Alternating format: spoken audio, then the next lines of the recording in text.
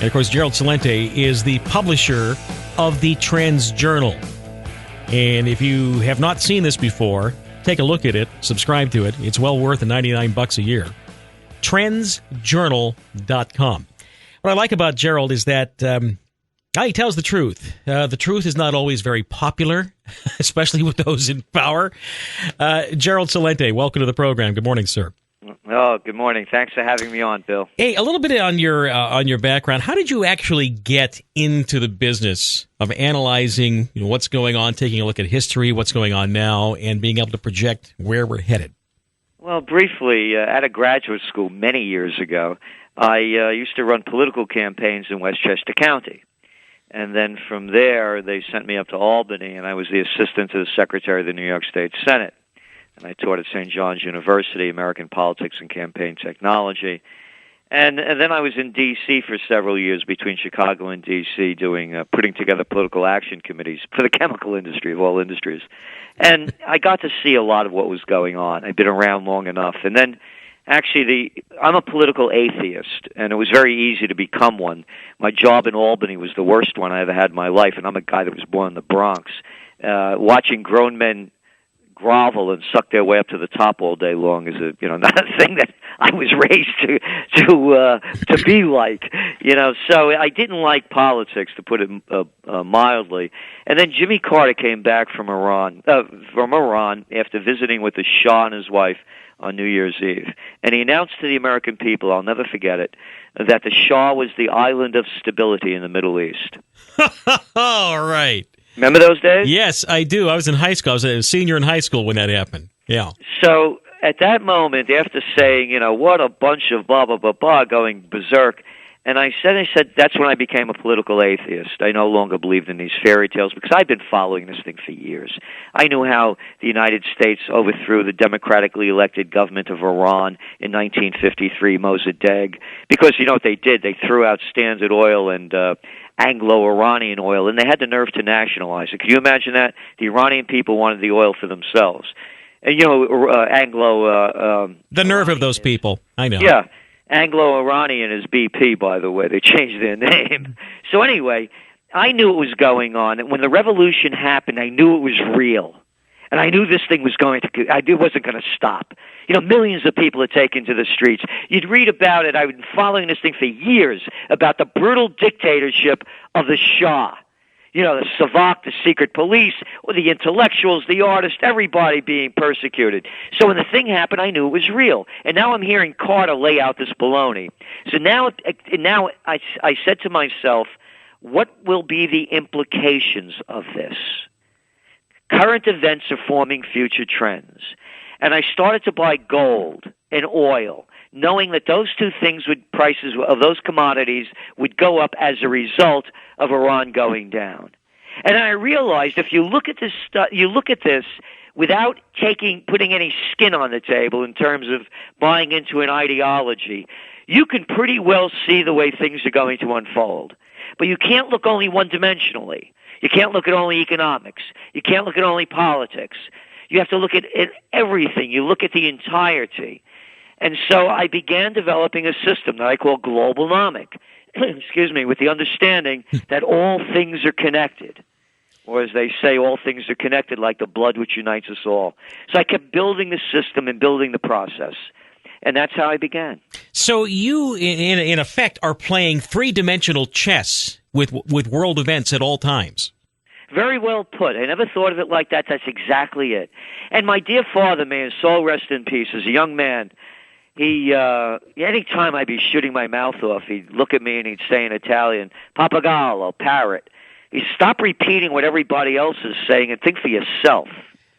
And I'm one of these guys that didn't rebel because I knew that, my parents, God bless them, I was lucky.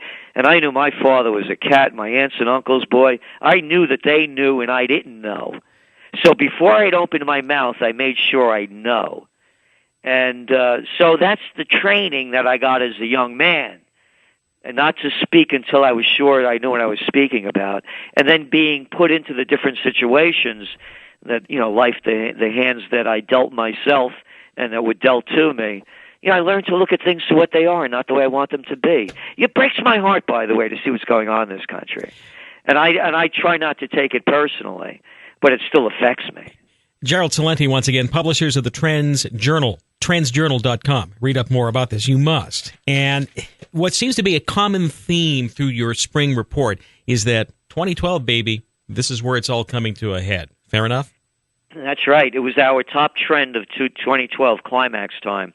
And what we said, this is the year it's all going to come to a head, geopolitically and economically.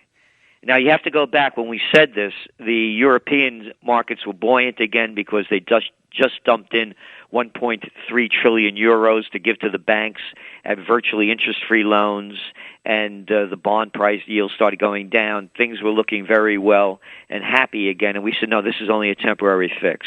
I urge everyone to stay on top of what's going on in Europe. There's no way out of this. But, of course, they're going to come up with another scheme. Probably a euro bond. They're going to keep the Ponzi scheme going as we're speaking now, just in the last couple of days. China lowered its interest rates, going to jump more stimulus in, the most since 2008 when they had to do it the last time. Their housing market's in decline. The bubble is being burst. Europe and the United States are the two major buyers of Chinese, Vietnamese, Indonesian, and other Asian, India products and services that we use to outsource. So now, if the United States and Europe being China's biggest export market, if we don't buy, and they're in a depression/recession over there, we're in a recession/depression over here. We don't buy, China doesn't make. If China doesn't make, Australia, Brazil, Chile, Bolivia, they don't export natural resources. So now we're looking again. Australia just lowered their interest rates. What does lower interest rates mean? It means dumping more cheap money on the market to keep the Ponzi scheme going. Mm-hmm. Brazil, you look at their GDP, despite their stimulus, they're going down quick, as is India. India is now talking about more stimulus. Excuse me. So the whole game is to dump more money into the system to keep the Ponzi scheme going. But aren't they pushing on a rope or a string? Well, again, they could keep these things going for a while. This is what I've learned over the years. It should have collapsed a long time ago. But then again, you look what's going on and things that can't be denied. Look at commodity prices. As we're speaking today, what's oil down about another $2, mm-hmm. Brent crude? And there's a reason for it. Demand, supply and demand. Demand is declining. Look at today's import numbers and export numbers. They're declining. Why? Because the world economy is going in a slowdown. So what they're going to do, we believe, is they're going to keep stimulating our way out of it, only temporarily. But here's the timeline. The crash of 1929, the Great Depression, mm-hmm. currency wars, trade wars, World War, the Panic of '08, the Great Recession/Depression. Currency wars, they're going on. Trade wars, they're heating up. World War next. Actually, the world is at war right now, but nobody wants to call it that. There's war in Tunisia. There's war in Egypt. There's war in the streets of Yemen and Bahrain. There's war in Syria. There's war in Egypt. As I mentioned, with the elections coming up, there's war in Greece. The people are taking to the streets every day virtually. There are tens of millions of people taking to the streets in Spain. Millions of people protesting around the world, in Hungary and Lithuania and Estonia. Yeah, so this is almost like what you talk about in the report, how these are really the first major war of the 21st century, right? Exactly. But what they're doing, what the prostitutes are doing, and the politicians, is they're calling it different names. Here, we'll play the game. I'll tell you what's going on over there in Yemen, Bill. It's them Al-Qaedas, I'll tell you, and we got to kill them all. What do you mean the Al-Qaeda? Well, they had this guy Saleh. He was a dictator there for, 40 years. The people were tired of living in poverty and corruption. So weren't we supporting him? Of course. Oh, okay. All right. Yeah. And you know why? Because we got to stop them Al-Qaedas. It couldn't be because Yemen borders Saudi Arabia and the people are tired of that guy over there, too. But he's a king. Kings are good. Mullahs are bad. Dictators are bad. But kings are nice. It's a fairy tale. The same thing in Bahrain. They're slaughtering people every day. Hey, Celente, don't say anything bad about Bahrain. They have an emir over there. He's not a dictator. And besides, we got the Fifth Fleet stationed over there. And you go around the world, it's the same story. The thing that's going on in Syria, we wrote about what's going on in Syria 2 years ago in the Trends Journal and said why it was going to happen. Well, I'm feeling very manipulated by the media over Syria. What about you? Oh, definitely. It's a one-sided story, like the Libyan story. One of the big things with Syria, is this guy a brutal dictator? Is he a dictator? Absolutely. Sure. Is it any of my business? Absolutely not. But going back, it's the only port that Russia has in the entire Middle East. In fact, they're doing some rebuilding on that right now, from what I understand, right? That's exactly it. And so what you also have the same situation you had in Libya.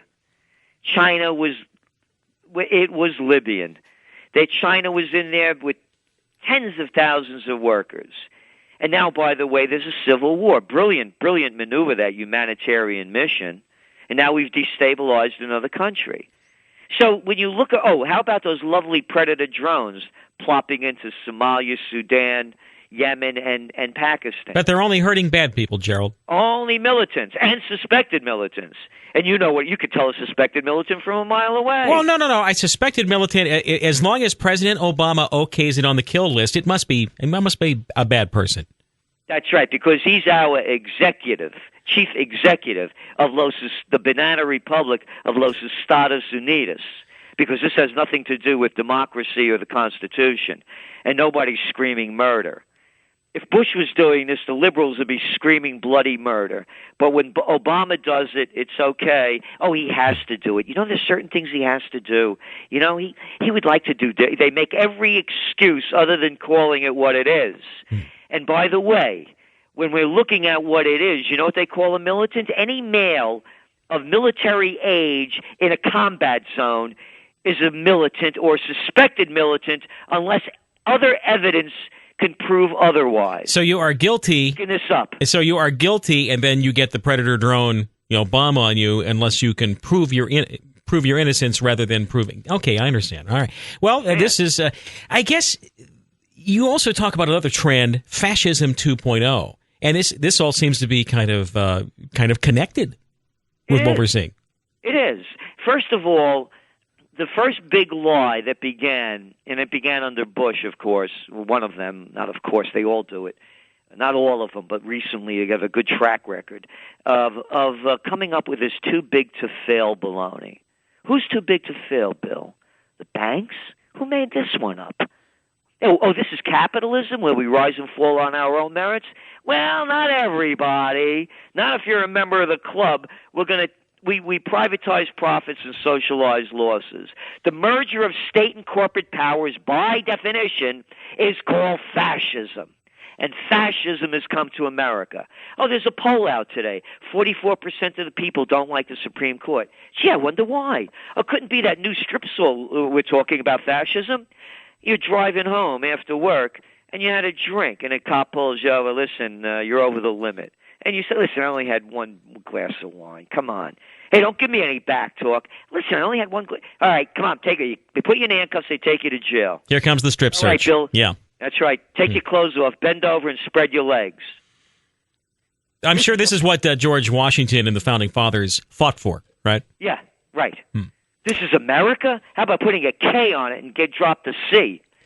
So, yeah, this is what's happening in this country. The National Defense Authorization Act, signed by Obama on New Year's Eve when nobody's paying attention, that allows the military now to come and take somebody like me, you, or anybody else away that they don't like, that they call an enemy of the state, or they decide, hey, we have connections to those suspected militants.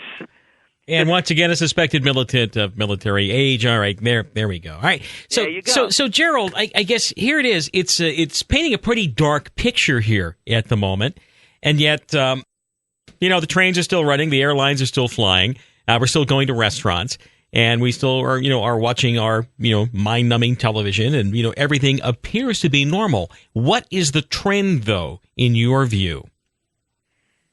The trend is that it's going to get much worse. So, I just got back from Berlin, and I've been haunted since I've gotten back. To me, looking at Berlin, it was grander, and I spent a lot of time in Paris, but in looking at Berlin, to me it was grander than Paris before it was bombed out as I looked at it. Beautiful buildings from the late 1800s, early 1900s. It was wide boulevards, super wide sidewalks with cafes everywhere, and enough room on the sidewalks, 3-4 times the width of ours in the States, with enough room for people to also walk and bicycle on. Wide boulevards, low buildings, nothing more than 10, 12 stories. The sun is shining in everywhere. And then in between these old buildings, you see all new construction that was built after the bombings. And it's the same thing in Hamburg and Frankfurt. You see these gorgeous buildings and then all new construction from what was bombed out. And I'm saying to myself, these are the Germans, not for nothing. Bach, Beethoven, Goethe, Einstein, Freud, Wagner, the architecture, the quality. How could they let a two-bit freak destroy their country and destroy themselves? And then I'm Italian. You go over to Mussolini. You want to see a two-bit freak? There's a good guy. Michelangelo, Da Vinci, Puccini, Rossini. These are the Italians. How could they let a two-bit freak? And then I came back to the United States, and I'm saying it's a two-bit freak show. It's all a two-bit freak show. I watched the presidential reality show. Hey, sorry, if you want to believe it, knock yourself out. To me, it's a freak show. So I got back, Bill, and we're in Kingston, New York. It was the first capital of New York State.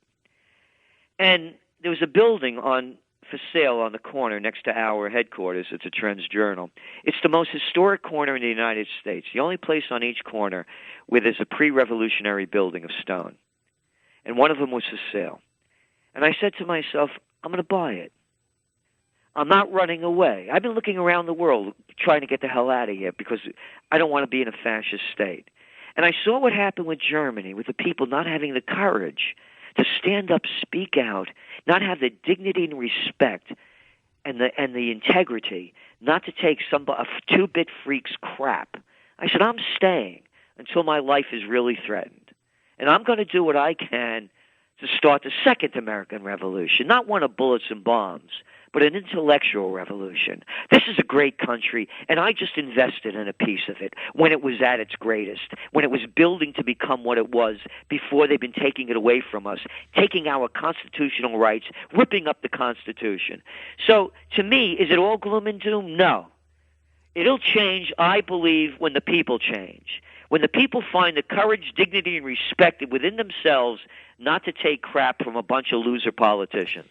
Does that mean this election, this big presidential election, this two-bit freak show, means nothing, ultimately?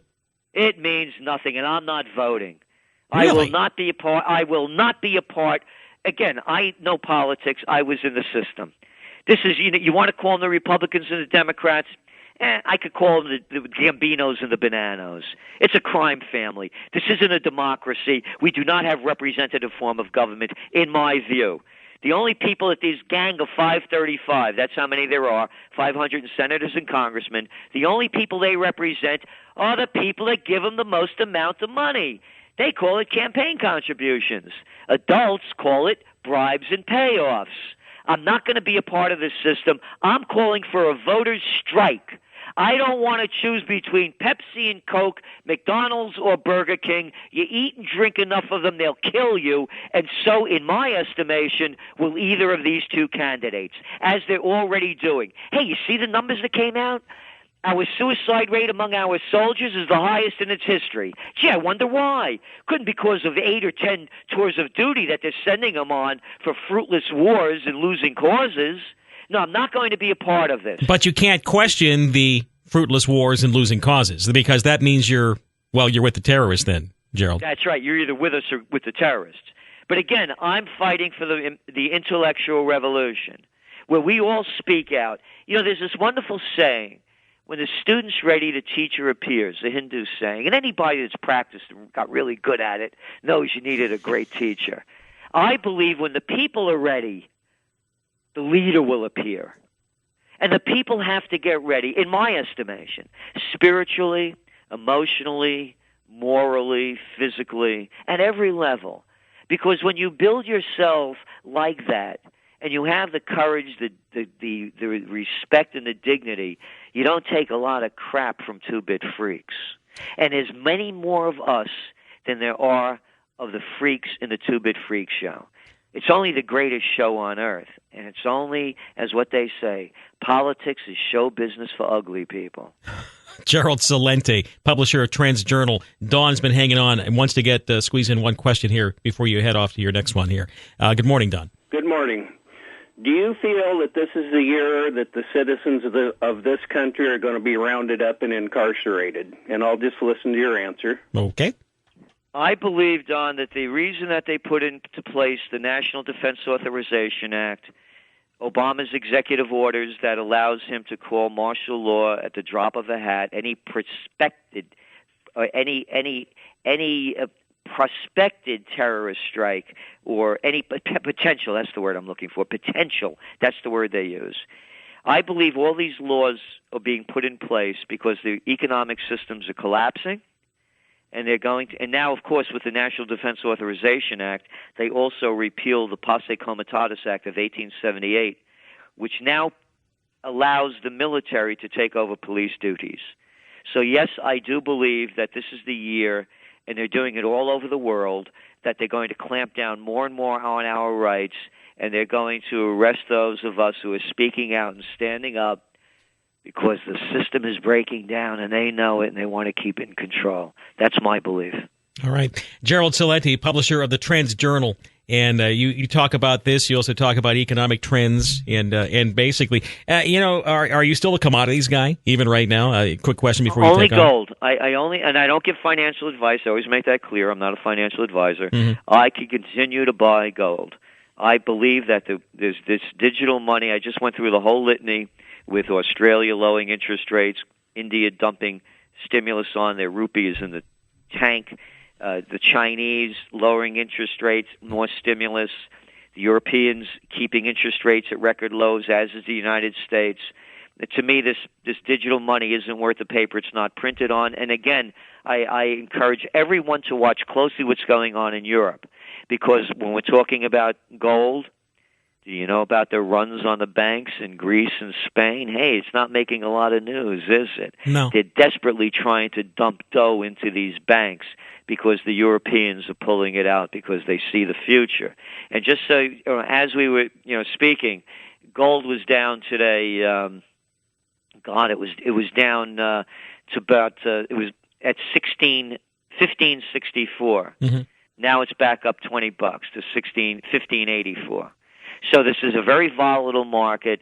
It's not in the best interest of the central banks for gold prices to stay high, because the more people that go into gold and silver, the less value a lot of people see in their worthless digital money. Very good. Trendsjournal.com, $99 a year, and you also have some other offers that are going on there too. But you're staying. You're staying. You're not like many other people that are saying, "Hey, I'm getting out while the getting's good." No, I'm telling you, and I'm not a real estate guy, and it's not like I have money, dripping out of my pockets, and I take out a mortgage to buy this house. A piece of 1750s. It's a 1750s house. Actually, you could Google it up. It's called the Franz, Franz Rogan, Roggen, the Franz Rogan House, and I'm staying. I'm an American. One more final question. Did you ever get your money back after being screwed in MF Global like so many other people were? No, I got 70% of it back. I lost a big chunk. Mm-hmm. And again, no charges brought up against Trump. Yeah, why is Corzine still walking on the streets? And that's because of what's happening in a fascist country. The word justice means just us, Justus. Oh. Have you seen one head roll on Wall Street? None. And Bernie Madoff had nothing to do with this. Bernie Madoff had nothing to do with what we're dealing with right now. Well, you know what? You know what happened with Bernie? Bernie shafted the wrong people. He shafted a lot of rich people, and that made the news. But when you shaft farmers and people like me, by the way, I'm the guy that kept the whole MF Global thing in the news from the beginning. I remember that thing died right down, and there weren't enough of me's out there to make a difference. But with Bernie Madoff, I mean, he got the crew. And so they strung him out. But you haven't seen any of the Goldman Sachs gang. They pay a $555 million fine and neither admit or deny any wrongdoing. Hey, what do we mean? It's happened on its own? And the same thing. Go down the list, every one of them. Trendsjournal.com. Find out more on the website. It's a must subscribe to. Gerald Celente, we appreciate you being on the program. Thanks again. Hey, thank you, Bill. And keep the education going. 8:34. It's AM 1440 KMED. Wow. That was an interesting talk. Gerald Celente. And you can understand why he probably doesn't get many Christmas card invitations, from the White House, whether it's President Bush or President Obama or President Romney, potentially, whoever. Two-Bit Freak Show. Wow. The funny thing is that he was getting a lot of major media attention for quite some time, even back in the early parts of 2000. And then he told the truth about where he saw the Iraq war going. He says this is not going to solve your problem. Iraq is not going to be stabilized. There is not going to be a victory, no matter how you call it. And, and at that point, the Bush administration was about quashing any kind of criticism about that. You're either with us or you're against us. Well, he ended up being right. You have to say, I was wrong. I mean, he was right about where that was going even back then. And he has been right about the trends much more often than he's been wrong. That's why big corporations hire him, too, examining those trends. I consider it well worth $99 a year. Gerald Celente, Joel Skousen is another one I also recommend, World Affairs Brief. Keeping an eye on one of that. On that good stuff. Dennis writes in, Bill, what a wonderful viewpoint on our current system, scams and all. Love the two-bit freak show talk. Thanks, Dennis. Yeah, I like that's a great situation. You think about it. And he's absolutely right when he says, listen, there's more of you than there are of them. And it's like we have these little ants. These 525, 535, ants and a big ant, and we cower in fear. And it's really going to be about the people educating themselves and restoring rejuvenation of spirit, of the soul. I think he's right about that. Let's see. Tracy says, Bill, love that guy. Have subscribed to his newsletter, Trends Journal, for 3 years now. And you can get his reduced subscription rate if you email and ask for it. Have a great weekend, Bill. Tracy, appreciate you writing about that, Tracy. And that's what I was going to mention is that if you do ask for a reduced one, he can certainly do that. 770-5633. Want to make sure and get Sandra in there. Hey, Sandra, how you doing? Good, Bill. How are you this morning? I'm well. What's on your mind? He talked about gold and silver, and since you get the letter, what does he see the trend from the monetary system? He talked about the police state, but he didn't talk about the monetary system going into 13. Yeah, he doesn't do financial advice per se. Right. As his situation is, he says all the paper currencies, they're going down. And, of course, historically, because of the trend, they always do. Right. It's just a matter of when. But, like he also admitted, though, he can say a lot crazier. They can keep those plates spinning for a lot longer than you think. That's what I thought. Maybe even a couple years. We don't know, because Glenn Beck says it's going to pot. Yeah, I don't. It's hard for me to say that. 2012 is when it all goes to hell. And everybody gets marched off. Right. Yeah, but I think Glenn Beck has actually been doing a very good job of connecting those dots. But notice how he also often, and we like to talk about that too, about the spiritual renewal that when the people are ready, that proper leader presents him or herself. And we're going to go as far as we need to go until that happens. Mm-hmm. Yeah, which means that be prepared. We should be prepared and prudent anyway. Everybody should be preparing. All right. Thanks for the call there, Sandra. Lucretia, comment on Gerald before the news break. Go right ahead. Oh, that was excellent. Listen, Bill, what is the biggest superstition of all? The biggest superstition of all is authority, I think. Absolutely. Have you ever heard of Larkin Rose? Yes. He did an interview with Jan Irving on Gnostic Media, and I really recommend everybody go to Gnostic, GNOSTIC Media, and type in Larkin Rose. And listen, the first 3 interviews he does are the 3 interviews. You read part of his book, and it's just amazing. Yes, the biggest fairy tale, I don't have a lot of time, but the biggest fairy tale that we believe in is that there must be an authority. That there must be an authority, whatever we call it, that micromanages you, that controls you. It's that said, hey, we want you to go off to Vietnam and kill a bunch of people and be killed, he was like, no way. But for some reason, people do it for their government, and this government's a concept. It's like a forest. It doesn't exist. A tree exists, but a forest doesn't exist. And we think we have a benevolent government that really represents us and is us. And these guys are total terrorists, globalists, treasonous liars. I mean, they lied to us every which way to China. And I appreciate you bringing it up, 842. Yeah, Larkin Rose is an interesting guy. He's actually, he's been imprisoned, for his beliefs when it came to Internal Revenue Service and government in Texas.